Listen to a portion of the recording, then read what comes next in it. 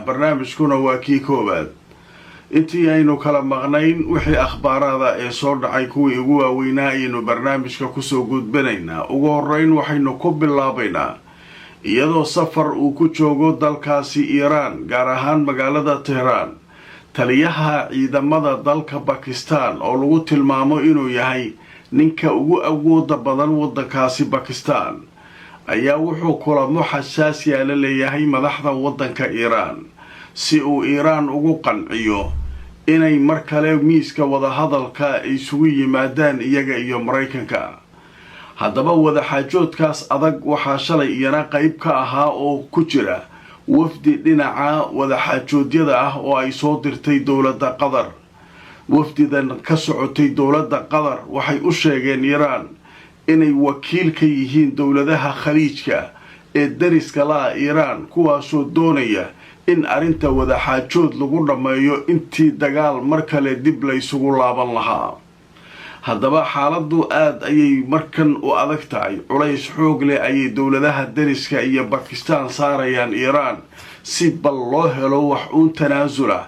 waxayna sheegeen Trump isaguna inuu wax uun ka tanaasuli doono si mar kale wada xaajoodyada la isugu yimaado. dhanka kale wararka ka soo baxaya dalka Mareykanka waxay sheegayaan in Trump laftirkiisa uu quudaraynayo uu doonayo in wada xaajoodka uu u noqdo midda koowaad inta aan dagaal la aadin. inkastoo gabadha afhayeenka ka aqalka cad ee dalka Mareykanka ay sheegtay xalay in dhowr doorasho uu haysto Trump oo ay ugu horeyso wada xaajoodka haddii la waayana uu dagaal toosa ku qaadi doono Iiraan. haddaba marka wararkii ugu dambeeyay telefishinka Al Jazeera wuxuu leeyahay taliyaha ciidamada dalka Bakistan ayaa wada xaajood waxa uu la leeyahay wasiirka arrimaha dibadda ee Iiraan Abbas Araghchi magaalada Tehraan. Araghchi ayaa la sheegay inuu wada xaajood la qaatay taliyaha ciidanka dalka Bakistan kaasoo isagu joogay saacadihii la soo dhaafay magaalada Tehraan. Araghchi iyo taliyaha ciidanka dalka Bakistan waxay isla gorfeeyeen arrimaha ku saabsan wada hadallada dhanka diblomaasiyadda iyo in xaaladda aan looga darin si loo dhameeyo dagaalka. Araghchi iyo taliyaha ciidanka Bakistan waxay soo kale ka hadleen sidii loo xoojin lahaa nabadda iyo deganaanshiyaha iyo amniga gobolka galbeedka Aasiya. marka dadaaladaas xoogan ayaa soconaya oo dowladihii gobolka Bakistan kulli ay ku doonayaan in arinka wada xaajood lagu dhameeyo. kullay dooduhu way socdaan, wixii akhbaarada ee soo kordha waanu isla soconaynaa. haddaynu u gudubno marinbiyoodka Hormuz oo hadda noqday muhiimadda xudunta dagaalka, Iiraan waxay u muujinaysaa dowladaha caalamka inaanu xirnayn marinbiyoodka Hormuz laakiin uu ka xiran yahay dowlado gaara oo cadow ay u aragto Iiraan. inta kale way gudbi karaan laakiin waxay bixinayaan awaamiirtay ku shaqaynayaan ciidanka ilaalada kacaanka Iiraan wixii khidmad laga rabay bixinayaan, meeshii mar la yiraahdo marayaan, kooxa loo sii daynaya. shalay waataan isku ogeyn 35 in la sii daayay, hadda saakay waxaa leeyahay iyaduna 25 ayaa la sii daynayaa oo markaa ka gudbaya marinbiyoodka Hormuz. marka maalin walba qaybaa la sii daynayaa, laakiin qaybtaas waxaa tansiiq sameynaya Iiraana waxay ku mari lahaayeen meesha iyo alaabtoodii waa loo diyaarinaya, iyaguna wixii loogu talagalay khidmada iska bixinayaan. meeshaan marka ma xirnaa la leeyahay, hawshaas saasay ku soconaysaa. kanaalka Suez Masar ayadaba maraakiibta lacag soo kama qaado, meeshaanna tartiibna walba xoogaagiisu iska bixinaya. taas marka waxaa leeyahay waxay dhabarjab weyn ku tahay Trump iyo kooxdiisa oo iyagu markaa ka soo horjeeday, laakiin hadda ku qasbanaaday waxay sameeyaan male. nimankii xoog loogama saari karo meeshii inay sii xirnaatana suuragal ma ah. marka arrinkaa marka aada u wareersanyahan le haddaba marka wararkii ugu dambeeyay haddaan idin tuso sheekada laga qoray ciidanka ilaalada kacaanka iiraan saakay waray soo saareen waxay sheegeen 25 markab inay ka gudbayaan marinbiyoodka Hormuz kuwaasoo ku gudbaya qaabka ay wax isugu dubaridayaan iiraaniyiinta ciidankooda 25 markab ayaa la sheegay in 24 saac la soo dhaafay ay gudbeen qaarna ay hadda gudbayaan haddaba waxaa la sheegay in weli halkaa ay gacanta ku hayso marinbiyoodka Hormuz ciidamada Iiraan inay halkaa gacanta ku hayaan way marka hawshaasu iyaduna halkaasay maraysaa dhanka kale iyadoo wada xaajoodkii socdo howlahan kala socdaan ayaa dhanka kale Iiraaniyiintu hanjabaad ayay direen waxay u direen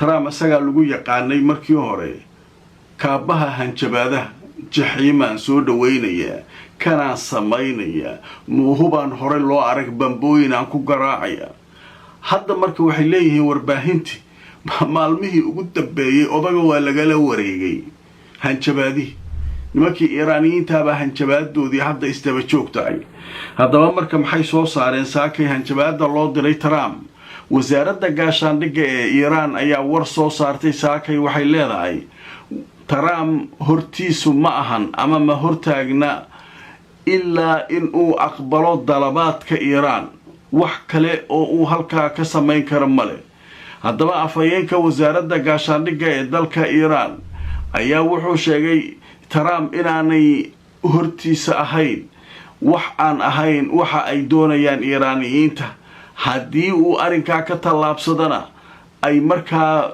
la kulmi doono dharbaaxyo xoog leh iyo waxay yidhaahdeen iyo guuldarro inuu la kulmi doono nimankaa waxay leeyihiin wax kale kuuma bannaano hortaada ma yaalaan ilaa dalabaadka Iiraan inaa fulisid haddii aad diiddo dagaal soo aadid waxaad la kulmi doontaa dharbaaxyo iyo weliba guuldarro aan laysugu kaa saarin doonaa macnaha annagu waxay leeyihiin dalabaadkeennu cidna khatar kuma ah u fiirsada nimankan waxay leeyihiin annaga waxa aan dalbanayno cidna khatar kuma ah waa wax aan xaq u leenahay mana yeelayno waxaan xaq u leenahay inaan kaaga tanaasulno midda koobaad lacagaha aad naga xanibtay oo bangiyadaada iyo kuwa reer galbeedka ku jiro annagu aan leenahay nasii waa dalabaadkeen waa waxaan xaq u leenahay annaga iskale cid kale waxooda ma rabno anag waxayna nasii midda kale cunaqabatayntan baas oo xaqdarrada oo nala saarayna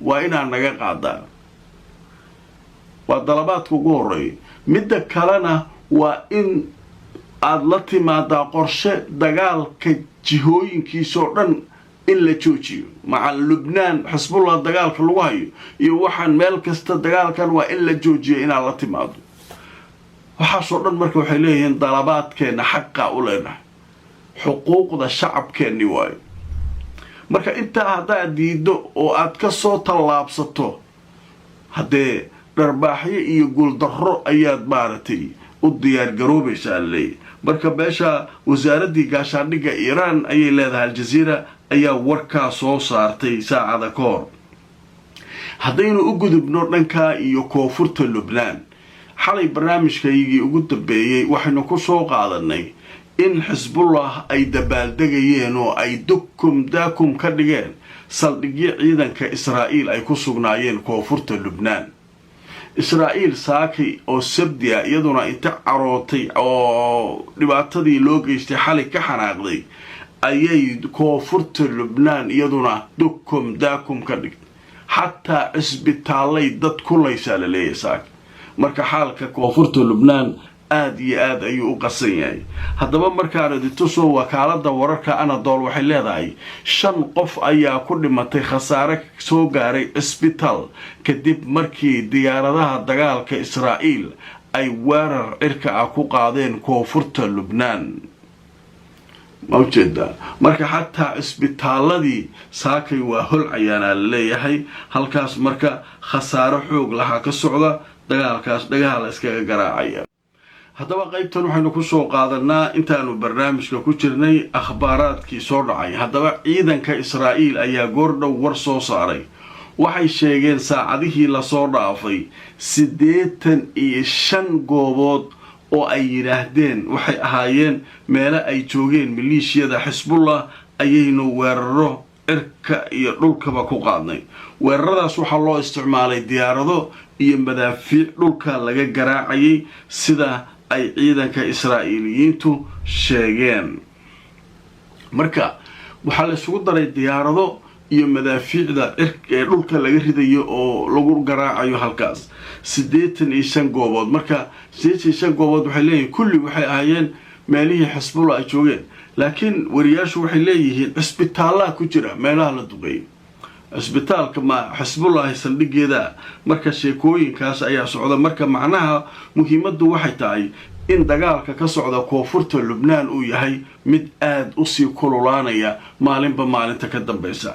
laakiin nin khabiira oo la yiraahdo Ilyas Al-Hanna oo ah generaal u dhashay waddanka Lubnaan ayaa wax laga weydiiyay dagaalkan wuxuu yiri laba arin waaye. Xisbullah waxay ilaalinaysaa uu yiri inay dadka rayidka Israa'iiliyiinta weerarto.